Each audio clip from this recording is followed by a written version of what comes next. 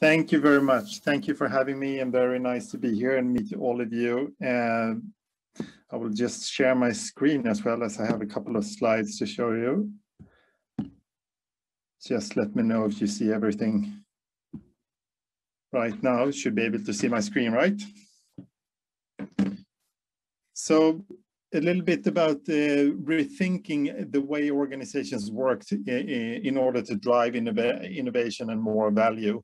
And this is actually the thing that we're not only working with the public sector, but also has been a kind of a large trend also in the private sector, and now also getting a clear push in the public sector for organizations that really want to get that drive. And it all really starts, and the whole reason behind it is that, I mean, we're facing change in a very different way, and change is happening at an exponential pace that the world haven't seen before, actually.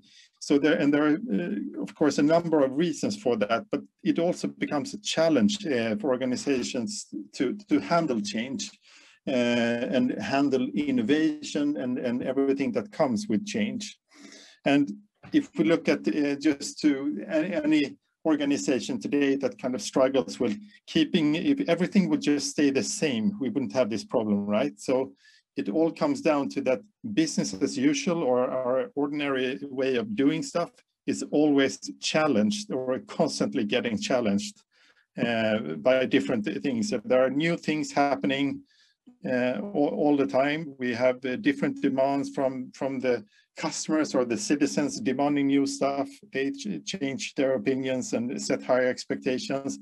Employees of organizations change their expectations of the workplaces that they have, and other agencies and other players in the market are changing the way things, and society is changing. New technologies and evolvement is going on everywhere. So this kind of business as usual in most organizations get a constant interference, you could say, with innovation, development, and change, pushing the business as usual and pushing the organizations to do more, but they are not getting more resources usually. And there we hear from the organizations that they end up in a state where we struggle with priorities, we struggle with getting things out there, struggle with getting things done, basically. And the reason for this, listening to Gary Hamel, of course, a global strategist and very influential on the business side of things, he says that the problem really comes down to most all the managerial tools that we use today in organizations are invented in 1920 or even before 1920, when the world compared to today basically stood still.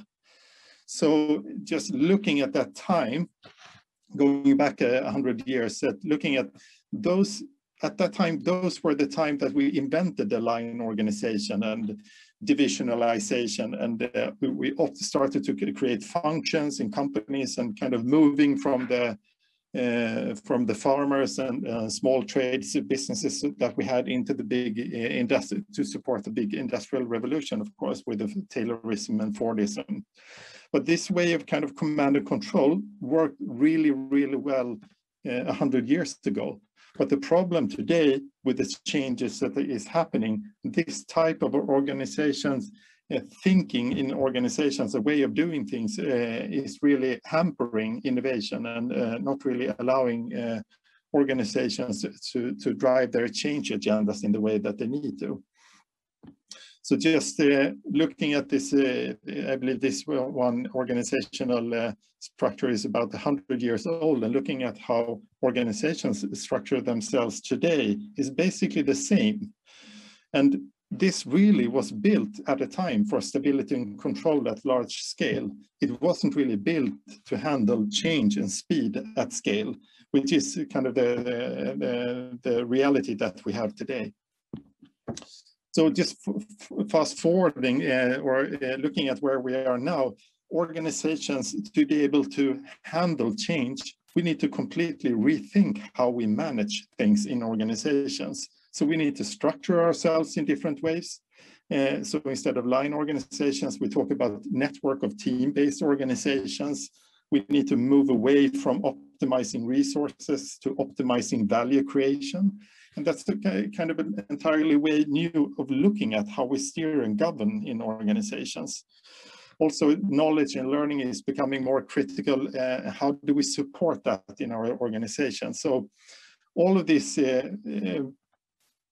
new ways of looking at how organizations can thrive is something that we call business agility. And it's been around for quite some years, of course, in different formats and different shapes, but it's really now accelerating.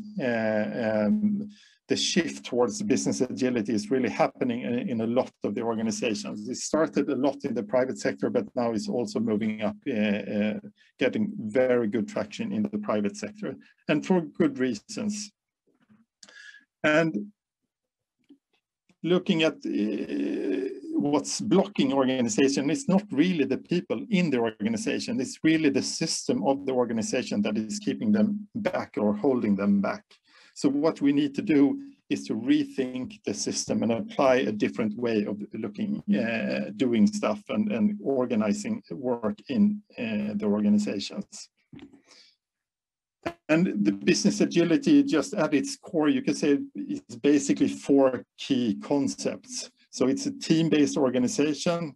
It's a different kind of steering and governance mechanisms that we call purpose-driven governance.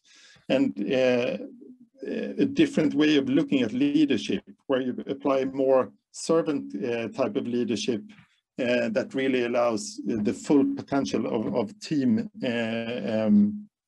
to flourish and do new stuff and do all the creation. And we talk about different ways of working. It's not always about agile ways of working, which is very popular, of course.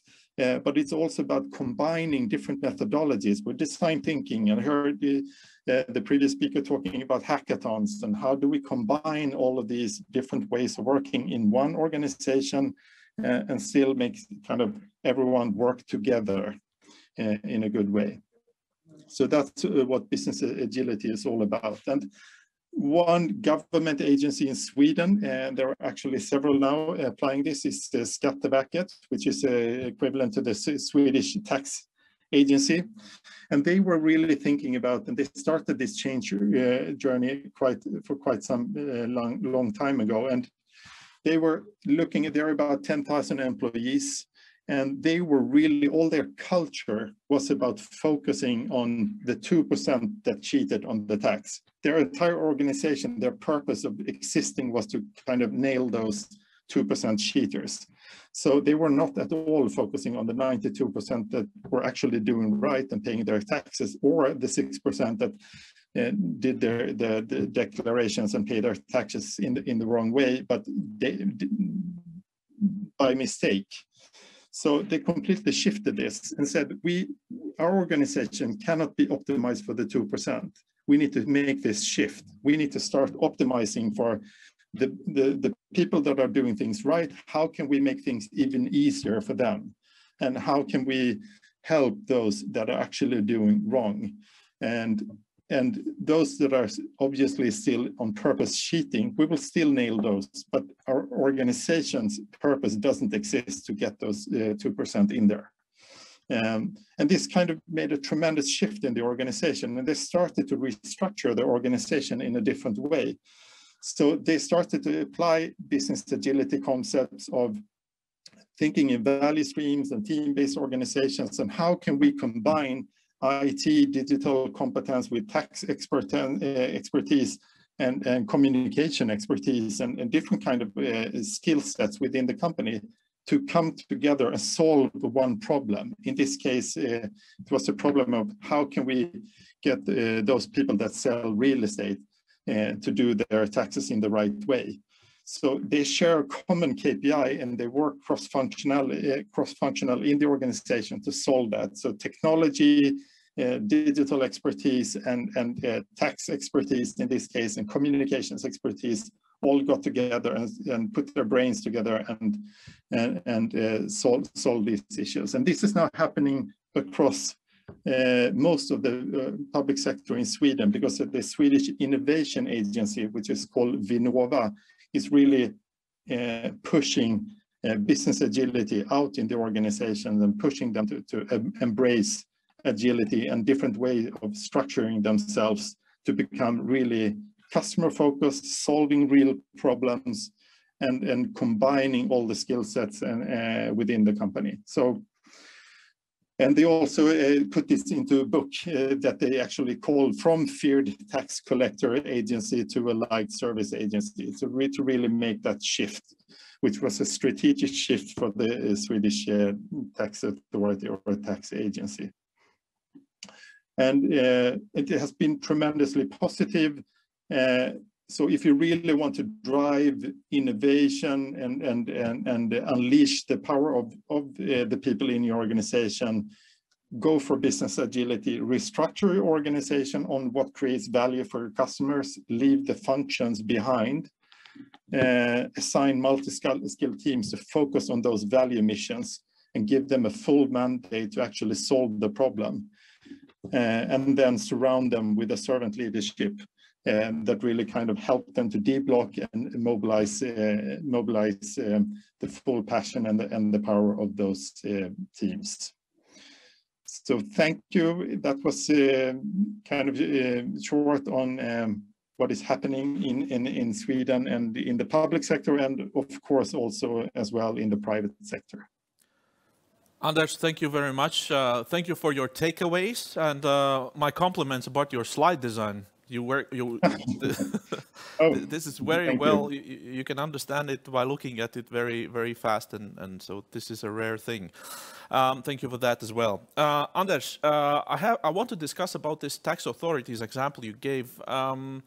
I think that's a very smart move because, of course, there is a technology that exists that can track down those cheaters. But on the other hand, if you focus on your good customers, if you focus all the attention on your good customers, you basically can add more value with a human touch, and maybe conversations and so on. So that's a very smart move. Yeah, it is. I agree. And it has been very successful. It has actually changed the perception of the paying tax in Sweden. Other institutions are following. Do you see some examples? We see that in many of the public sector in Sweden, the pensionsmyndighet, the pension authority that handles pensions, and a lot of the hospitals are moving this way, and yeah, I would say also in logistics and the transportation sector. Yeah. I mean, it's going on everywhere because they really get the benefit out of it. Mm-hmm. And in your mind, what is the ignition for that? Is it let's say a political decision? Is it a cultural thing? Is it that what is it? No, I think it's they've been glancing at the private sector, of course, how to handle the complex change agenda. How do we drive innovation? Because also the public sector needs innovation and entrepreneurship, and how do we use the full power of our organizations that we have? So in one of the slides I showed you before, if you just keep doing the same thing over and over again, it wouldn't be a challenge, but we're still challenged by so many changes in society that we, as the public sector, we need to develop all the time. So how to handle the increased agenda? It's really about decentralizing and creating powerful teams in the organizations that can really drive the things. But to keep them on target, they need to focus on what brings value to the customers or to the citizens. Definitely. Anders, we are very thankful for you. Thank you for being here, and we are very happy to have you in our event. And see you soon. See you soon. See you around. See you around. All right. Thank you very much.